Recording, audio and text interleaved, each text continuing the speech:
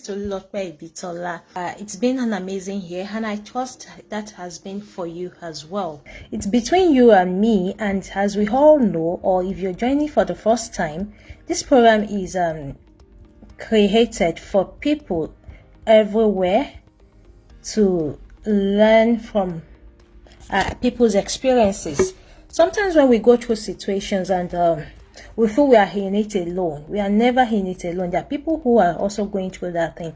And the good thing is that listening to somebody or just seeing somebody going through can even give you an idea of how you can resolve your own, and things will be fine again and you can smile again.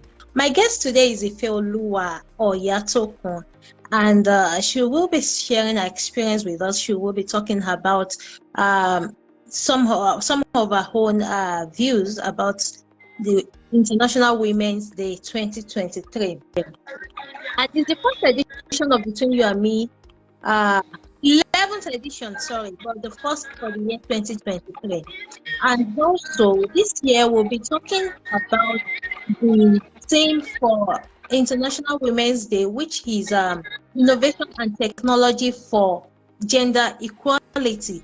And the hashtag which I say is which I believe is embrace equity. Ifeoluwa is a passionate lady who is so passionate about people's well-being, empowerment, especially for women, and she's someone who is concerned about human reformation.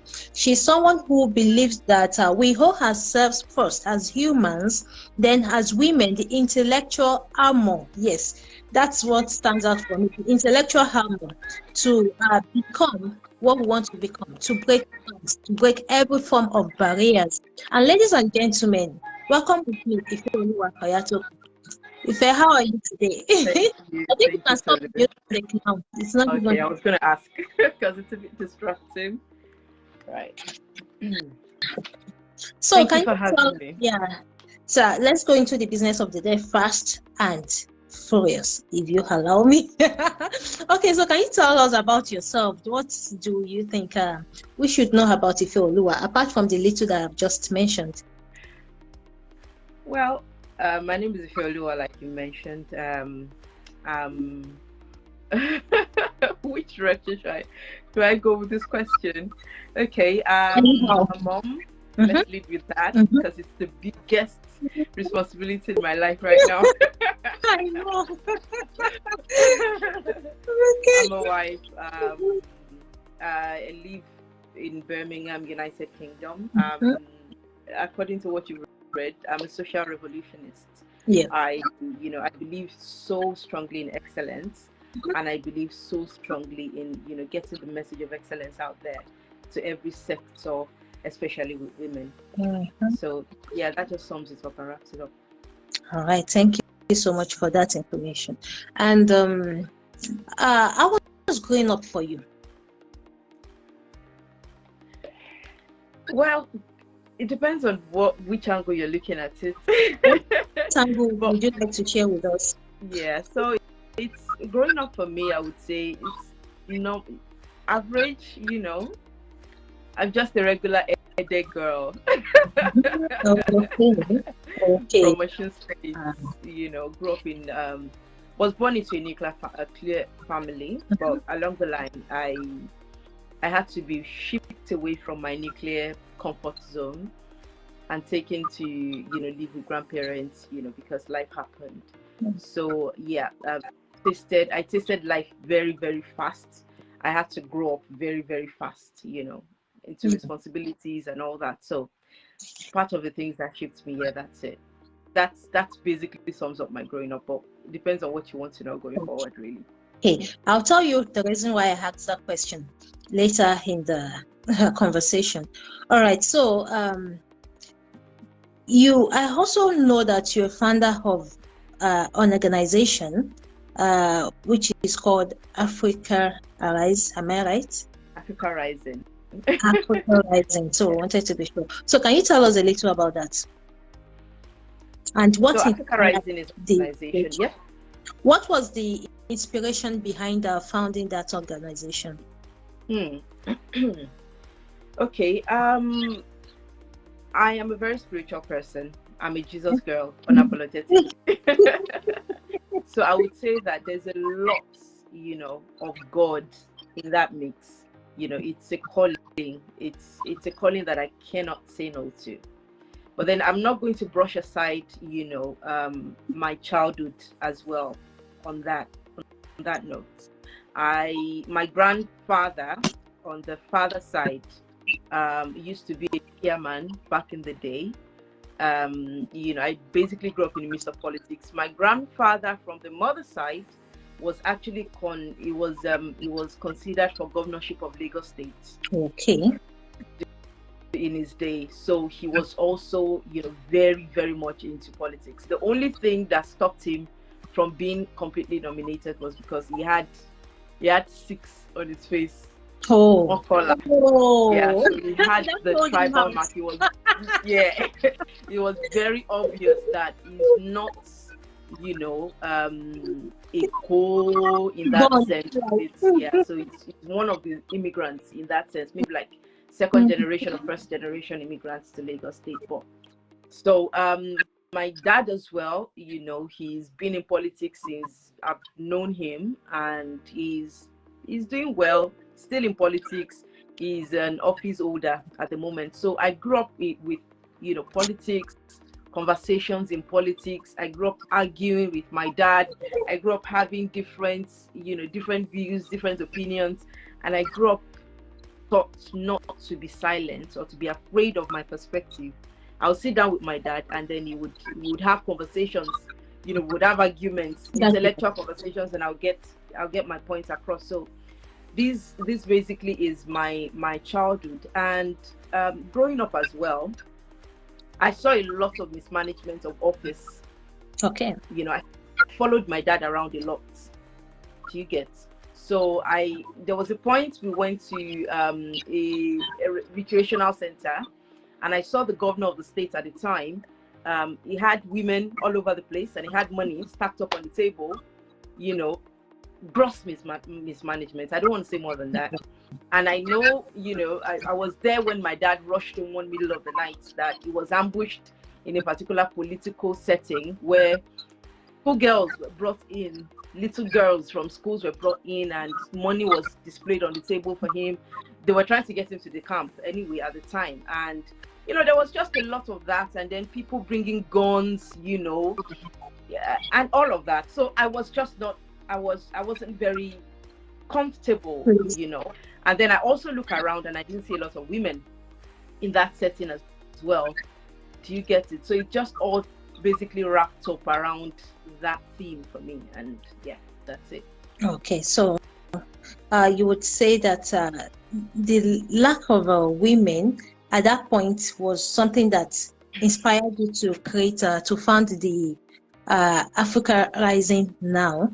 And would you say something has changed as at this time you were talking about and the current time? Has anything changed? Yes. Do you observe any difference? Oh. Yes, a lot actually. So back then, you could count on your on your just one finger, how many women are actively involved, at least in the local political setting that I grew up in. If any woman was going to get involved, or any woman was going to be in there, the next thing you start seeing them do is intimidation or trying to get out of bed. And I see a lot of incompetence, in that setting. I see a lot of, nepotism. So even if they want to just put a woman there, it's going to be someone that they feel they could control. So it's more like we're putting a woman there. You get like a puppet just to look good. So it now looks as if the women are incompetent. But it's all a game that has been planned, right from time. Do you get it? So it's at the end of the day, it all just basically serves a certain purpose, a certain cabal's purpose. Do you get it? So it's all just sends very, very wrong information, when I know that I've actually had conversations and seen some women around me that are powerful, resourceful. excellent, educated, confident. I see these women and I see them go in different directions. They go, some of them are interested in politics, they're interested in policy making, they have very good ideas, but you never see them dabble into it because they feel like all they just want to do is just sleep with you and put whatever it is, whoever it is they want, there. So I feel like I felt personally like, that wasn't right. And it's about time these intelligent and resourceful women, have a chance, to step up and show what they actually could offer. Okay. Yeah.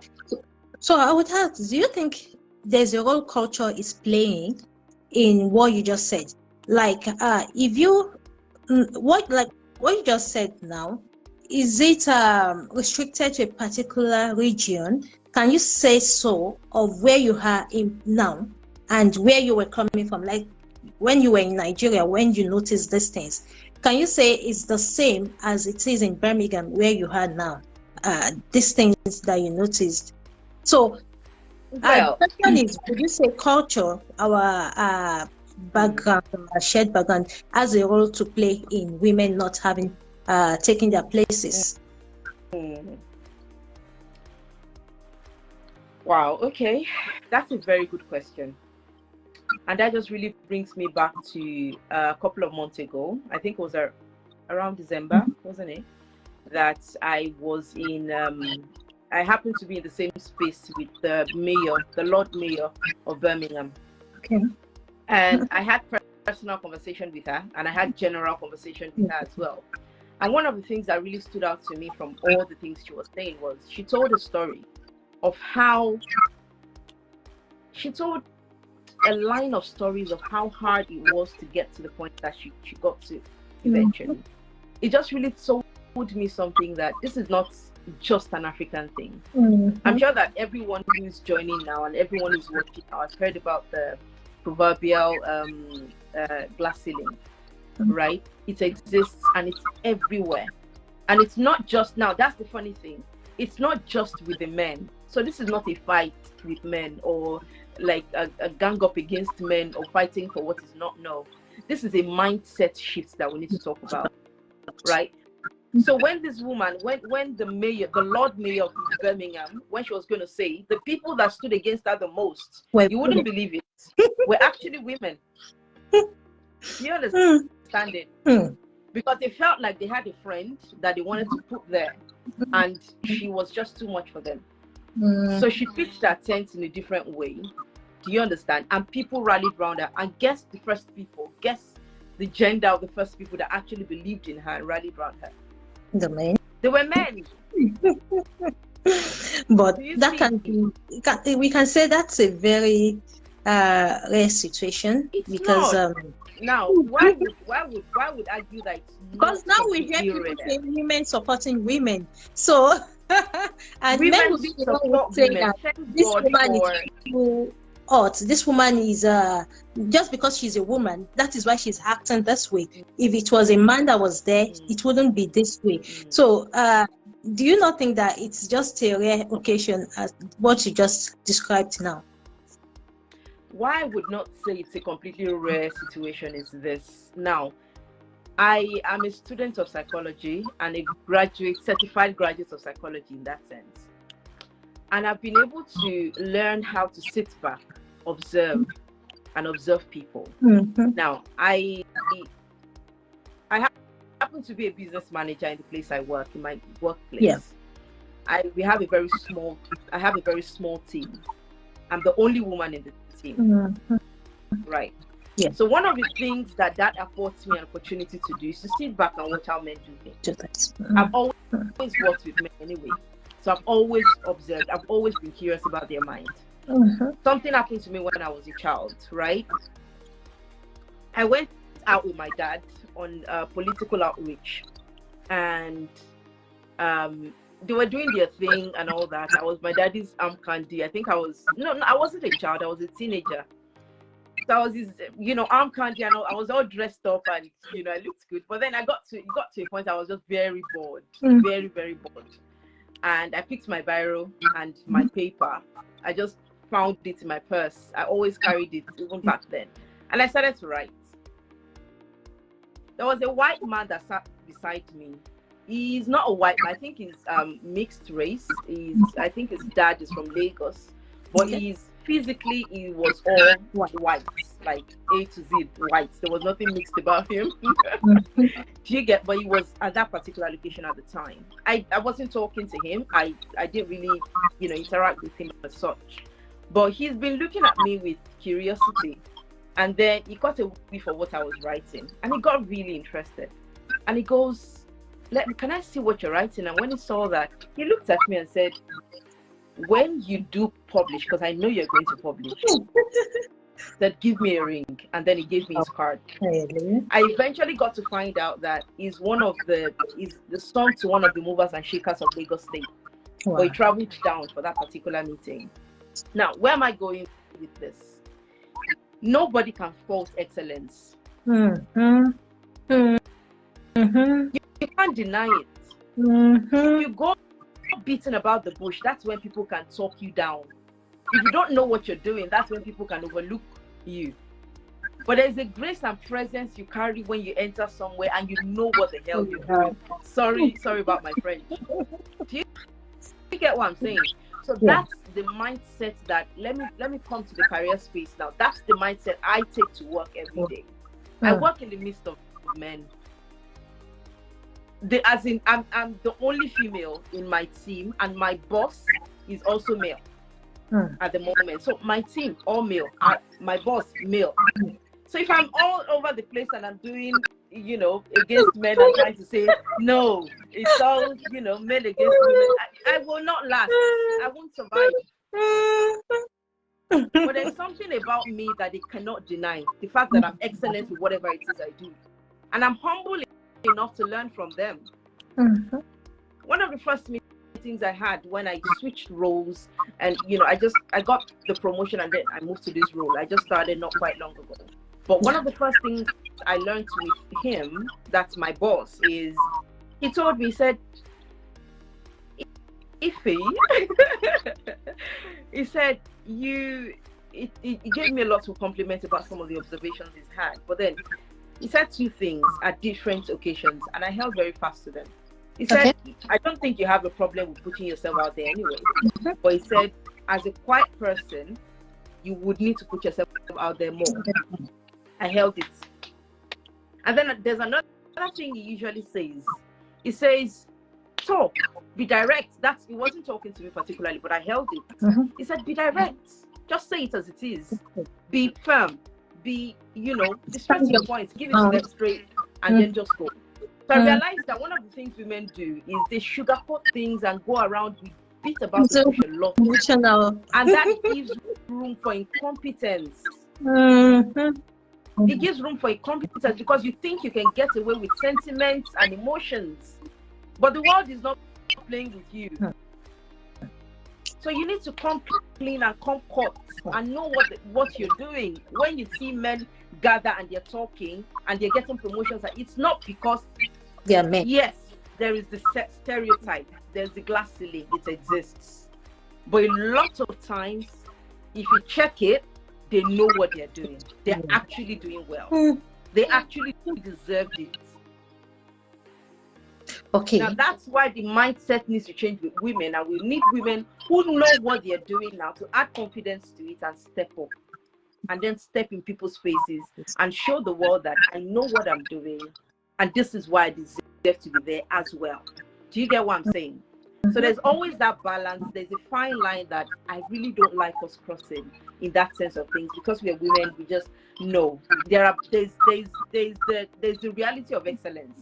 That's why Africa Rising, one of the things that I get my people to talk about and to get themselves indoctrinated in is our tagline is this: empowering and equipping women, right, for quality and competence governance. Quality and competence. Those two keywords. I try not to use it whenever I'm talking about Africa Rising.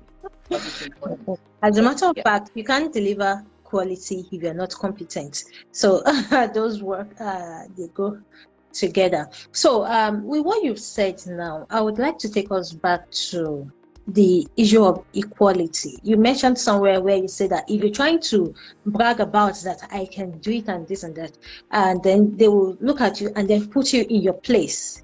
Like, so the best thing is to understand the situation. So that's where we can talk about finding a balance. But is it possible to actually find this balance? Is it possible to attain this total equality that people or women are clamoring for?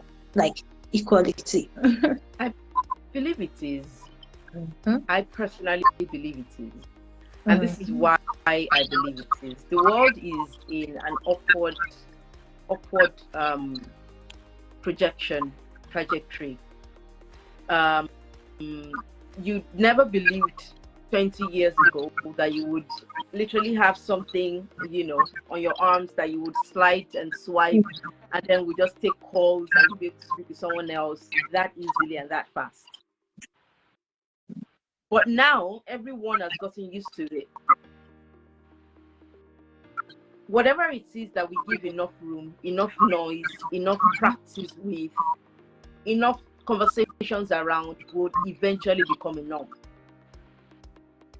It's just the way of the world.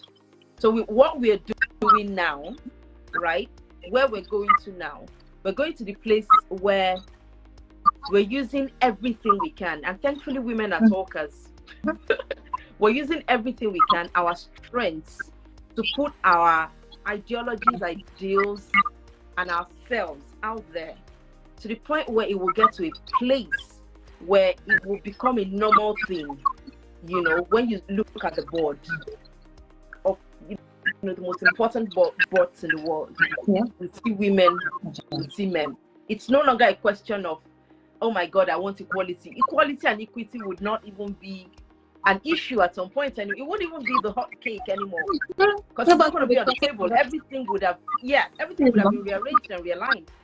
Now, I had a conversation with someone a while ago, and the person was like, the way the world is going now, there's a lot of shouts about women, about you women, and all that. Don't you think men are an endangered species in that sense? And I was kind of letting, we're just kind of letting the person understand that if we don't make the noise, I understand that there's a lot of noise about it right now, but it means that the analogy I give the person is this. This is what the scale looks like right now. The force we're going to use to hold this is not the same force we're going to use to push this up and bring it here. So let's make all the noise we can make right now. And then when it gets to a point, you won't even notice. You would walk by it, you won't notice an anomaly because it's no longer tilted or shifted. It's now just a normal average thing. So we're going to get there eventually. I strongly believe so. Yes. And what do you think can be the cultural issues that can hold us back, or that should be examined in order to achieve this height you're talking about? Cultural, or even maybe you may not restrict it to the cultural. It could be, what are the things you see around that you think needs to be examined in order to attain this height we all want? Okay, so thank you for that question. That's a very, very good question. Now, the angle I wanted to come in is, there was a time when slave trade was the order of the day, right? If you continued long enough, it will become culture. It will become, this is how we do our things. We don't accommodate Black people here. What we do is just, but then it gets to a point where something has to be implemented, and that's where the law comes in. And the law keeps people in check. So we can't do away with the cultures that we have at the moment. Even white man's land, everybody has some sort of culture. And it will surprise you that there's a lot of what do you call it, masochist culture, misogynist culture, not just in Africa, all over the world, in different parts of the world. But why an organization would not boldly suppress a woman as of today, is because there's enough noise around it, and they will look bad. And if they go to court, the people will win against them. So they want to toe the line and align with the law. That's exactly why we need the right people in policy making to implement these things and make it a norm that everybody has equity, everybody has equality, and everybody can boldly say that I'm human first before you begin to look at me as a man or a woman.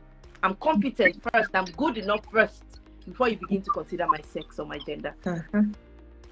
Hey, I cannot comment. So the equity you mentioned there now brought me to this question of, do you think, I actually believe also that fairness is subjective, depending on who is involved. What's that? Fairness, as in being fair to people, as in giving everybody, accommodating people according to their needs. So, but I feel that it's actually also subjective. And talking about equity now, do you think that is fair? Because I've seen and I've read a lot of issues regarding, especially for this women's this year's hashtag, which is gender equity, I think, gender equity. And I've seen people raising issues about, so why should equity come in? Why don't you give people the same resources? Why do you have to say, because this person needs this, let's accommodate this, let's accommodate this person? So, and at the end of the day, you're seeking the same results, but different resources given to these people. Do you think that is fairness? Is that fair enough? Talking about equity. Yeah. So, in regards to equality, right? I know that we came from equality, but still going to equality. That's the end goal. Like I said in the IWD video that I made, that I posted, I said, equity is just like you put a child on a stool until he can stand like an adult. So look at a situation where a man, an adult, is standing 6 foot tall and he's seeing something. Do you understand it? And you want a child to see the same thing. You're not like, oh my God, get him a stool, and then you get him a stool of two inches, and you think you've helped him because you've elevated him a little to see. No. Equity is getting him a stool that will make him or help him to stand, or maybe the adult should actually carry him on the shoulder. That's equity. Okay, so let me play the devil's advocate here. Why do you think the child should see what is going on there when they are not up to the standard, they are not up to the age to see? Or I'm thinking of the best way to put this to you. Like when I'm full and whole, I have all it takes to render this. Then someone who is not, who does not have as much as I have, but because you want this person to also be able to produce the same result that I do, then you give this person all sorts of accommodations, like you mentioned, giving the child a stool. Why must you give the child a stool if they are not able, is it compulsory? Like, I'm just trying to play the devil's advocate here. Like, so why not leave it for those who are men enough to do it? I like the word men enough. Yeah, I hope I'm not gender biased. Yeah. Okay, why don't we give it to those who are humans enough to do it? So why do we then have to say, because you are not as tall as those that are there, so let's give you a stone? Because you are not as big or as powerful as those that we need there, so let's give you some push-up. So is it not okay? I'm just trying to hear your own, what you would say about that, your opinion about that. No, because I've read so many times that equity is not being fair. So, well, I would say equity is the highest form of fairness. Equity is as fair as it gets. You may agree and you may disagree, but I'm going to let you know why I said so. Right.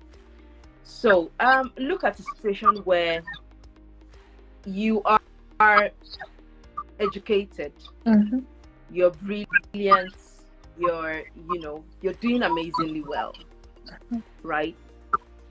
And then there's a child somewhere who looks up to you and wants to be like you. Or maybe even your child. Let's use your child as an example. Now, that's probably, I'm not talking about your actual children, but let's just say that, a child that you had, that you gave them to. Okay. Now, let's imagine you went through a lot to get to where you are today. Maybe, I don't know your story, but I'm just saying that you probably walked on the streets, you never, bathed for 20 weeks at some point. I'm just painting all the ridiculous things you would have probably, any human could have gone through. So because you went through that, you now think it's unfair to send your child to the university, to give them something to start with, because you suffered. How fair is that? Now, every human being has a basic need. Every human being. It doesn't matter whatever. Now, when you now send your child to that school and they graduate, it's their responsibility now to hold their own. Whatever they do with that education that you've given them, that's their choice. They are now adults, but at least you give them that level field. You give them that stool to begin with. So when you put a child on your shoulder in a football stadium, right? And you're watching the match and you're excited about it, and the child begins to cry and says, "No, I don't want this." What do? You put the child down and give him a toy to play with. But some children, when you put them on your shoulder, they get excited. They're like, "Oh my God, Daddy, look at that!" And then that's the point where you see the calm comes to the child. Have you seen those kind of scenarios? Sure. The camera will just come and focus on the child. They will even ignore you and focus on the child. And then you see the children getting all excited. They are part of the show. Do you understand it? So that particular child, you can see the results of the platform that you have given him, even as a child. So you would never know until you actually give them the platform. Exactly. So, as a matter of fact, we should embrace equity, give people a chance, and you, as you mentioned, you said that's the best form of fairness. Yeah, I also believe that, like, to an extent, that give people a chance. And I've also had people who have said that because they went through, just like you said, they went through some issues, and then some other persons should go through the same so that they can feel, they can know how it feels like. Is that being human? Do people have to go through pains? Do people have to go through sufferings in order to prove that those things exist? I think my submission, just like you've said, is that we can do better as humans. We can accommodate people, and this time not just women. There are people who also maybe they're physically challenged, and you feel like you're all rushing to the same place, and you see these people just trying to balance themselves. You can all help. We can always help. I say thank you, Ife, for that wonderful submission. And I want to quickly ask this: that how do you think a female can succeed in a male-dominated environment? By being yourself, unapologetically. Unapologetic being yourself, and be excellent. If there's anything they're going to say about you, let it be that. But she's actually really good. She knows what she's doing. She's worth her salt. No, but she's actually really, really good. And then whoever it is you're talking to, be like, oh, okay, she's good. Yeah, she is. I watched the movie the other day, and someone was talking about a surgeon, and they were like, "Oh my God, the surgeon is so full of himself. He's so arrogant and all that." And the person they were talking to is, there's nothing, well, in their own world, so there's nothing wrong if he's arrogant, but as long as he backs it up with what? Results. As long as it backs it up with with results. Okay, so I'll go back to that, but I want to quickly thank everyone who is watching today. I will really appreciate you, and we do not take this for granted. And my special shout out to Dr. Ben. My special shout out to Tayo, Dayo, Nigeria. Oh, good to have you here. It's been a really wow. Thank you, Olani. And Adenike, thank you. Indibusi, thank you. Latifa, thank you for joining, my dear friend from Afghanistan. Thank you. All right, so I want to read out what Indibusi put here. I think it's a question. It says, is women's empowerment a good way to bring about equity? I should think that positive self-order, I'm not sure I got this right. I should think that positive self-order affirmation negates women's empowerment. Thus, the acceptance that a woman is unequal to a man necessarily essentializes what we might see as empowerment. I hope if I can see this and read it. I'm seeing it. There's a lot of English going on sometimes there. when I read, I get better understanding than people read it to me. So maybe you read and respond to this. In your explanation, does empowerment summaries providing equitable opportunities? Okay, I think there's a lot of English there. The person that types that must be a professor of some sort. I know it. I can see. I would we can focus on the I'm last not a question. professor, so Yeah. just putting it out there. But I will try to, I'll try to respond the best way that I could. He mentioned that in your explanation, does empowerment surmise providing equitable opportunities? So I think what he's trying to say is this, that if you then say that a woman is equal to a man, then why are you empowering a woman? That's what he's trying to say. I think so. He can come back and tell me maybe that's wrong, but I feel like that's what he's trying to say. So why would we have to empower you when you know that you have what we have, right? Yeah. I'm a storyteller, right? I'm a writer. So I'm going to use a story to answer your question in the simplest and easiest way that I could. Okay, let's see. Imagine a scenario where you have how do you put it now? You have a particular a kind of culture or an environment that is not exactly enabling of a particular species to thrive. Right? Imagine a situation where siblings grew up in a particular environment. Let's talk about siblings. Let's use siblings. Right? There are 4 children in a house. I'm not even going to talk about gender now. Just 4 kids. But for some weird reason, one of the kids never really got to thrive in that sense. Maybe the other kids were a bit too loud, or maybe the other kids were just extroverts or something like that. And for that reason, the parents felt like they wanted the parents basically had favorites, and that one child is not on the list of favorites because he's frail. She's just, or he's frail. He doesn't like to talk too much.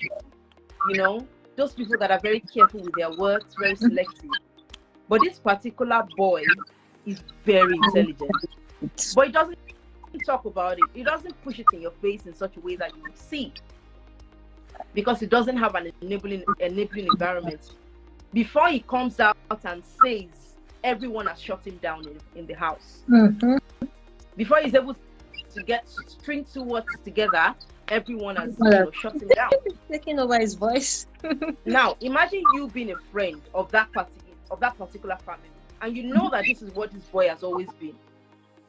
And now you were invited to a different setting maybe friends of that particular family. And that boy happened to now be in that particular environment. And you see an introvert become an extrovert. You see him talking freely, you see him exercising, you know, happy, glowing, living a course. Do you understand it? And you're like, okay, what happened? What changed? What changed? Nothing changed. The boy did not change. He's always been like that, but he did not have an enabling environment to express himself. Now, the analogy that I've just given is partly my story. Now, I'm not stifled him. I'm not in any way, not with my dad or my mom. I'm not quiet. I'm not stifled at all. No, that didn't happen. But I'm one of those ones that did not. There was a point in my life that I did not have the best of experiences, and that came from external factors, from friends, from some people. So there's a part of me that you don't know, the part of me that is quiet, that is an introvert, extremely an introvert. I did a survey some time ago that the people that knew me at that particular place should give me what's it called, personality, you know, results. All of them chose phlegmatic. But then there's a me in a different environment that everybody would say choleric. Everybody would say choleric. It's still the same me. Now let's bring it back home, right? If we have a situation where the society is strongly and largely masochists or chauvinists, there is no way a woman will not begin to see herself in that light. And over the years, now you may try to dispel it. If a culture, like I said earlier, if a particular tradition and, you know, trajectory of a particular habit goes on for too long, it becomes a culture. And the oppressed begin to see themselves as truly deserving of the oppression. Yeah. That's exactly why you will see a woman rise up, stand up, and say that I don't deserve to be president because I'm a woman. Let the men do it because they are the head. When whatever it is that you're serving has not said so, not even the Bible, not Quran, not whatever. I'm a Christian and I believe in the dichotomy, the understanding that there is leadership in the home, right? But that's an organization. Same way I have a boss at work. And I would never, in any way, you know, go against him and things like that. That's not going to happen. But then when we are peers in the society, let it be known that we are peers. Do you understand what I'm saying? You can be a wife. Where I'm coming from now is that I'm going to land here. Okay? That you can't then say that empowering a woman is being unfair. That's the point he was trying to make. That empowering a woman negates the fact that a woman is already empowered, or approves the fact that a man is higher and better than a woman. No, it doesn't. It's just giving a voice to that little boy, that frail boy that did not have an enabling environment to grow up. Just giving a voice to that boy and letting what is inside that boy come out. And then when it comes out, let everybody get on the playing field and play. So if I'm contesting for governorship, let the best man come out and play. I contested for presidency when I was in NYSC, in a town where there had never been a female president, from what I heard anyway, from the officials. I don't know. I had a counterpart. He's male. He wanted to contest for the same thing, and they were so intimidated that his friends, his cohorts of men called me. They put me aside and they said, "You first step down." I said, "Why?" They said, "Because you're a woman." They said this. They said, "Because you're a woman, you're emotional. I'm like, okay, if you feel that way, thank you for telling me that. But if you feel that way, let's all go out to the field. Let this election be fair." And we had an election, and I won by landslide. People told him, "Go, step down, and go and become vice president." And eventually, eventually, at the end of the tenure, I told them something. I said, I'm a woman. I have my emotions, and that's part of my strength. Like if you're my assistant and you're a man, that's where you come in. Show your strength. If I'm getting emotional or that's your place to step in, because you're logical and analytical. And when you're getting to your extreme as well, being logical, being analytical, and you're not doing what you're supposed to do, I step in and get you on the right course. That's why we're individuals. That's why we have different personalities. If I have an assistant that is a woman as well, that is very, organized, loves data and all that, and maybe I don't know the first thing about coding, that's why you're my assistant. That's what you're supposed to, that's your job.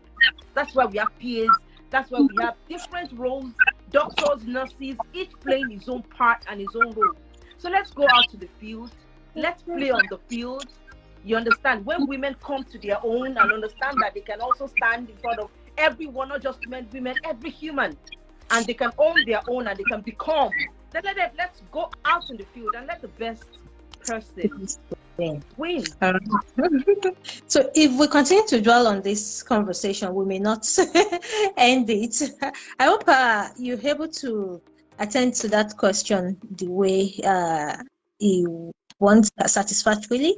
And if there are other questions, people please put in the comment section. If you have contributions or observations to these things that we are talking about here, kindly put it in the comment section as well, and I'll be glad to address it. Okay, someone says you are correct, Ife. I'm not able to see who it is. Okay, it's still NWC that is talking. So you are correct, Ife. However, towards the end, you drifted from my point, and you also come to my point with your insistence on playing your role without emotions, but with logic and merit. I mean, okay, so it's a very long submission. I think because of time, Ife, you can always read and respond. There can be a conversation thread on this program because of time, and we still have some other things to talk about. Like now, let's come to the issue of your book, the Proverbs 31 Woman on the Streets of Lagos. And that was why I asked at the start of this conversation that where did you grow up?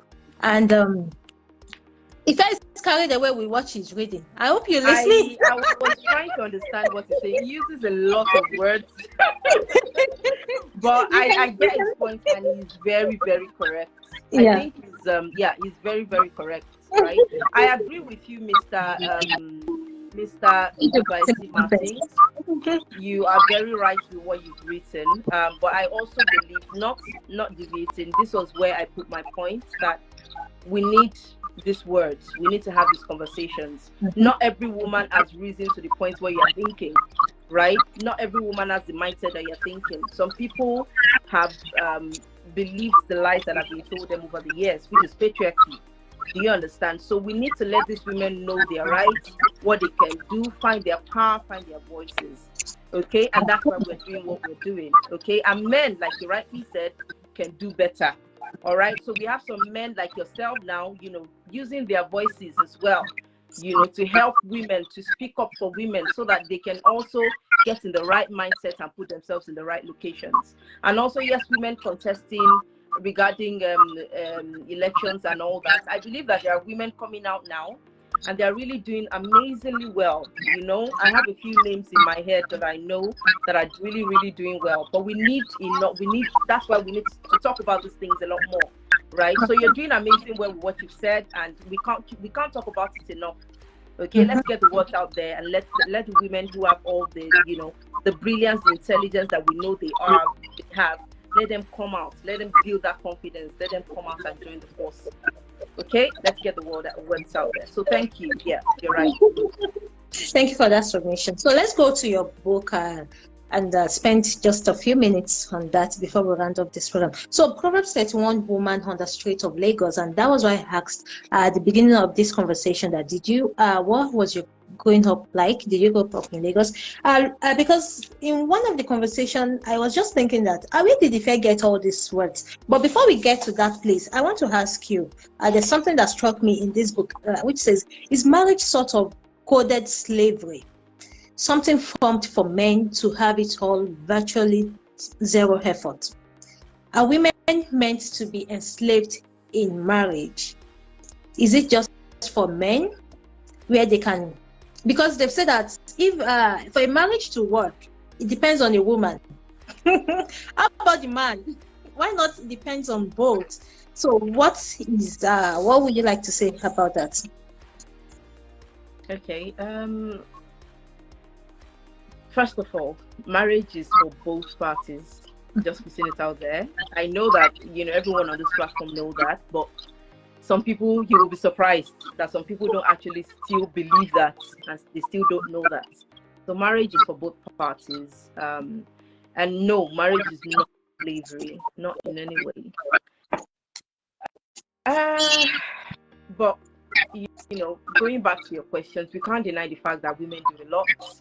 You are the one that would have a child. You are the one that, to a very large extent, any stability in the home, lots of it come from you, and a lot of emotional intelligence and all of that. But at the end of the day, the reason I wrote the book is because I've always kind of just kicked against, the patriarchal tilt that Proverbs 31 on the surface level seems to turn. Because it felt like the man was silent all the time. Oh, sure. And then it's woman. Then I realized that the book is actually not about man or woman dichotomy. It's mostly, from my point of view, it's a feminist perspective to woman. Empower yourself. So, let's go into the scriptures. The Bible says that, when God cursed the man, right, in the beginning, and God cursed the woman, and then there was, look at how heavy those curses were for a woman. So from that point, there's always been that subjugation, that suppression. Do you get it? Yeah. And then, a woman not rising to her full potential and everything. But then we see God now changing the trajectory of things and saying, woman, arise. Woman, you can do it. Woman, I will teach you how to do it. How to be all that you can be and even more. So that's the perspective I chose to look at it. We can look at other parts of the scriptures that are men-centered, that are teaching men. But I just felt like it is not even about the marriage subjugation of subjection thing. It is God teaching his lovely children, which is really. So there's the feminist perspective to it, in the sense of career, in the sense of owning your own in career, in money, in management, in self-management, and all the other things. So God understands that as a woman, you will still have some of these things to deal with, like children, like a lot of things, and you will have a lot of people to manage. You have a lot of expressions. God then stepped in and said, come close, I will teach you how to do it. Yeah, so this is the book we're talking about. I think there's a hard copy of it, but this is my own copy. It's Proverbs 31, Woman on the Streets of Lagos. It's already 1 hour because of time. Maybe there will be another time where we can discuss so much about the book. We've talked so much on equality, equity, but there's this question I want to quickly ask also regarding the book. Like, how then do you think, with the current situations, the things going around now, especially in Lagos, in Nigeria, let's use Nigeria as a case study, and how do you think a woman can function like that Proverbs 31 woman, despite all the challenges? You have to go out. I read in a part where it says this woman, I think she was still going back to church, or she just finished praying, and then she was in the bus exchanging words with the conductor in a very hot and severe manner. You would say that, was this not this woman that just finished praying? Why is she doing this now? So how do you think we can balance these things with the present situation and then still come out as this Proverbs 31 woman? Wow. Glory to God. Well, sorry, we're not preaching, we're not in church. We are beginning to go into church. We are not in church.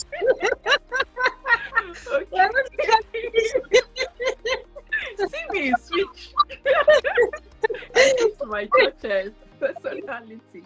Okay, well, right. The Bible says something, that the fear of the Lord is the beginning of wisdom, right?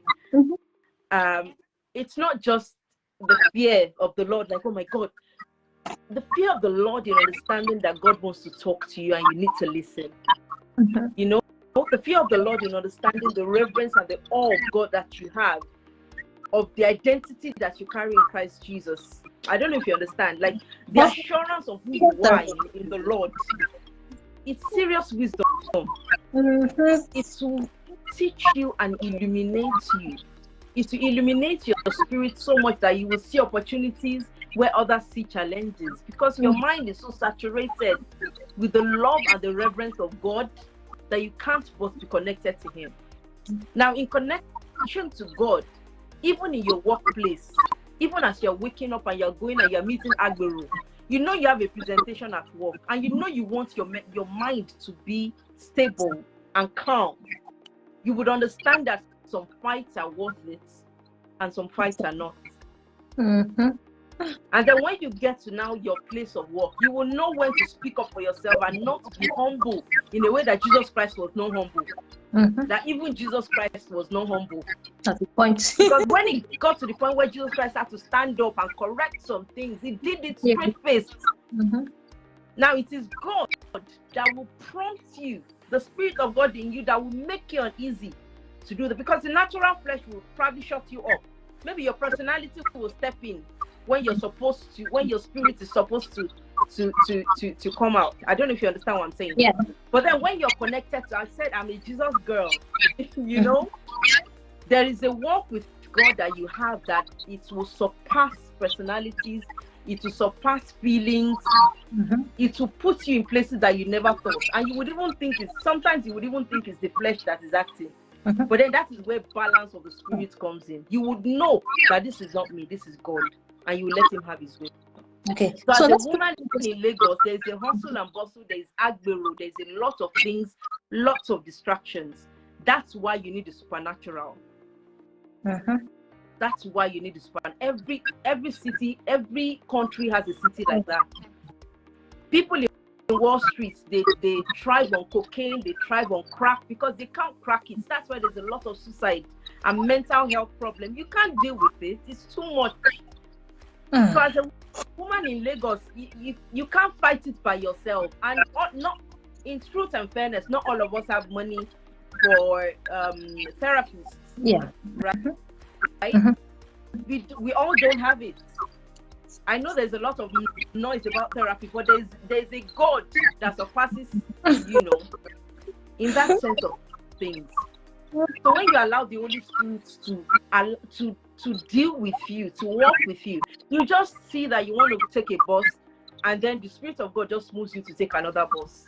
And you see that you begin to meet friends, networks of people. Supernaturally, God will announce you to them. They will just, I've enjoyed this thing so much. I know what I'm saying. While I was in Nigeria and even here in UK, I've enjoyed this grace, sis. And everyone that is watching, I have enjoyed it. The situation where God woke me up and said, you're going to work today, but you're going to attend the seminar. He didn't tell me particularly that I was going to attend the seminar. He just told me that I'm going to be in a particular location today. And he said, dress up, dress to finish. And I got to work. People looked at me and they were like, where are you going? I said, and when I was on my way home, I just went on Eventbrite and I saw this event and I'm like, the Spirit of God said you have to be there. And I went there. Sis, that was where I met and connected with the Lord Mayor of Birmingham. And if you ask anyone at that event who she spent the most time with, it was me. Also, it felt like she came to that particular meeting because of me. So many things were exchanged. Wisdom was impacted. And recognition was made. I saw the way, I bless God, all glory to God. I saw the way I was treated.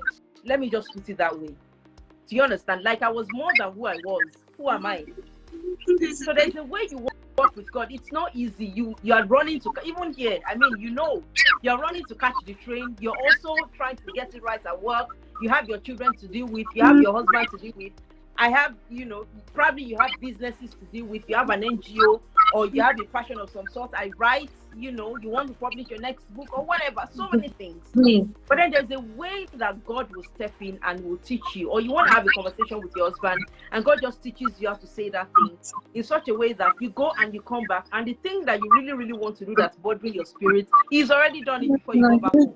There's a lot of it in this book, honestly, and I really recommend it to everyone. Yeah, so I recommend it. And so I was about saying something about the place of the spirit, the place of God, but you mentioned something which is the supernatural, because I was also, for me, I believe that there are many kinds of truths, and I do not take, I do not hold people in any kind of way if that is their own belief, if that is what they want to believe. So I was actually trying to make the conversation go around for people and not just for Christians. But you mentioned something at the end of the what you were saying, which was the supernatural, and that stands out for me. Whatever it is, no matter how who you are, you don't believe in Jesus, you don't believe in Muhammad, whoever you believe in, just have this mindset of there's a supernatural who controls and who can enable things work for you. So just make sure you connect to that supernatural. Whatever you do, I don't want to know, but believe that there's a supernatural. From what you're saying now, I'm agreeing with you, because the Bible also says that there's a spirit in man, the inspiration of the Almighty. So even if you're not a Christian, there's a spirit in you, right? Yeah. That connects, that wants to connect to God. So if you go to Wall Street, you go to Texas, you go to Hollywood Street, you go to all those big places and very, very busy hustle and bustle, sharks, corporate sharks area, just like we have it in Lagos, because Lagos is the center of corporate sharks in Nigeria. Yeah. There's a spirit that dominates that place, but then there's an intuition and a knowledge and a wisdom in you that will put you above it. Singles you out. To that inner genius, listen to that inner, prompt.